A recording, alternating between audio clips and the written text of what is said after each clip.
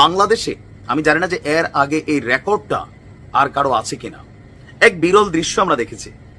আমাদের সেনাপ্রধান জেনারেল ওয়াকারুজ্জামান নামাজের ইমামতি করছেন। আমরা এরদোয়ানের এরকম দৃশ্য দেখতাম, অথবা পৃথিবীর অনেক রাষ্ট্রের যারা আছেন সেনাপ্রধান বা বিভিন্ন জায়গায় রাষ্ট্রপ্রধান, তাদের নেতৃত্বে ইমামতি করছেন, নামাজ পড়ছেন, ভাল লাগছে। গতকালকে আপনারা জানেন যে মহান 26শে মার্চ উপলক্ষে এখানে একটা বৈঠক হয়েছে। বিভিন্ন দলমত, শ্রেণী পেশার মানুষ তারা সেখানে উপস্থিত হয়েছিলেন। রাষ্ট্রপতি মোহাম্মদ শাহাবুদ্দিন তাদের সকলকে আমন্ত্রণ জানিয়েছিলেন।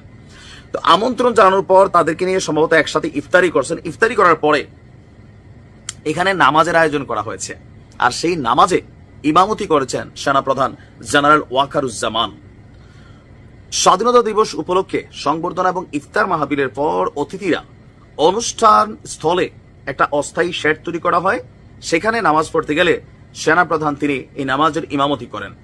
এক ছবিতে দেখা যায় প্রেসিডেন্ট শাহাবুদ্দিন ইমামের পিছনে চেয়ারে বসে নামাজ আদায় করছেন, আর বাকিরা দাঁড়িয়ে সবাই নামাজ আদায় করেছেন। এখানে যারা উপস্থিত ছিলেন নেতৃবৃন্দ, কূটনীতিক, বিশিষ্টজন, আর প্রেসিডেন্টের এই মাহফিলের আয়োজন করেছেন বা ইফতার মাহফিলের আয়োজন করেছিলেন। এটা অবশ্যই প্রশংসনীয় একটা জিনিস। এখন যারা হেটার্স আছেন সেনাপ্রধানের, ওই যে বললাম না, কলিজা কাইটা দিলেও কইব লবণ কম হয়েছে। এই গান কোন দেশে বানায়? বাংলাদেশে। মানুষ এমনও আছে কলিজা কাইটা দিলেও বলবে, না জানি কলিজা রাইন্দা দিলেও বলবে লবণ কম হয়েছে। এটাই হচ্ছে আমরা।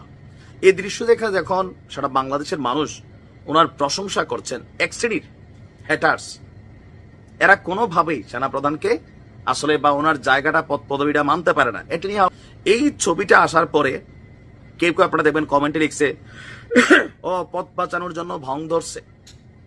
এইসব করে লাভ নাই। জেনারেল, তোমার রক্ষা নাই। ধিক্কার তোমাদের প্রতি।